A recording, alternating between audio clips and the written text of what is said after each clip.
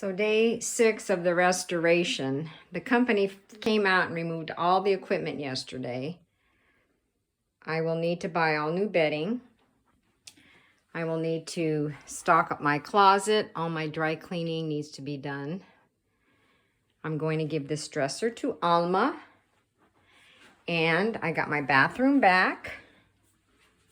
And I'm washing every single scarf, hat, glove. They're all over the house right now because they were underneath Ruby's bed.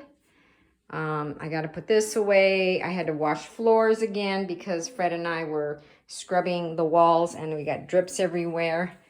I'm still tackling the garage. Now that the stuff is out, I can start putting things in the closet.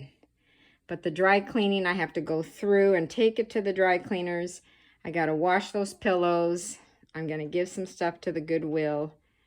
I'm going to give some blankets away. And then the guy came today to clean out the ducts. So he came in again, put air freshener and scrubbed everything out.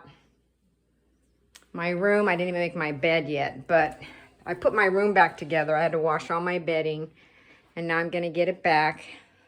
I don't have that desk and chair in here anymore, thank goodness, because I put it in Ruby's room.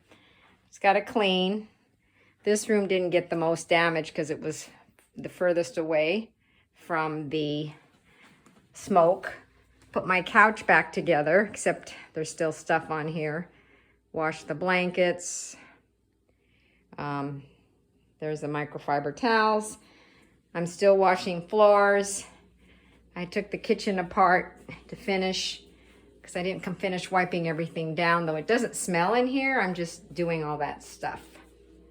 So I got all the stuff here.